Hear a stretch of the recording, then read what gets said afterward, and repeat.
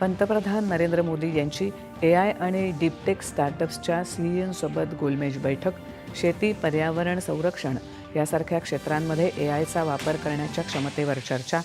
विविध देशांचे राष्ट्रप्रमुख आणि संयुक्त राष्ट्रांचे सरचिटणीस तसंच तंत्रज्ञान कंपन्यांच्या CEOंशी पंतप्रधानांच्या बैठका. नवोन्मेष, तंत्रज्ञान, कौशल्य क्षेत्रात सहकार्यावर भर.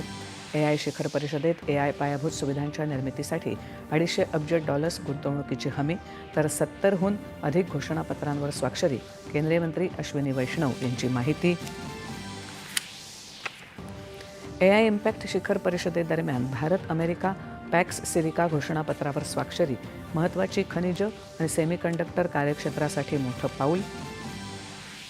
AIचा वापर केवळ प्रदर्शनं आणि चर्चेपुरता मर्यादित न राहता मोठ्या संख्येनं लोकांपर्यंत पोहोचण्याची गरज. AI इम्पॅक्ट शिखर परिषदेत मुख्यमंत्र्यांकडून अधोरेखित. AI क्षेत्रांमध्ये क्षमता बांधणीसाठी महाराष्ट्र सरकारचा सामंजस्य करार. अंगणवाडी कर्मचाऱ्यांसाठी AI आधारित शिक्षा साथी साधन आणि कुंभमेळ्यासाठी ॲपचं अनावरण. AI परिषदेमध्ये यूथ काँग्रेस कार्यकर्त्यांच्या आंदोलनावर भाजपाचा घणाघात. भारताचा अपमान करून विकासात अडथळा आणणं ही काँग्रेसची मानसिकता असल्याची भाजपाची टीका. गृहमंत्री अमित शहा यांच्या हस्ते आसाममध्ये व्हायब्रंट व्हिलेज कार्यक्रमाच्या दुसऱ्या टप्प्याची सुरुवात. घुसखोरांना ओळखून टप्प्याटप्प्यानं बाहेर काढणार, गृहमंत्र्यांची ग्वाही. अमेरिकेच्या सर्वोच्च न्यायालयाचा राष्ट्राध्यक्ष डोनाल्ड ट्रम्प यांना झटका.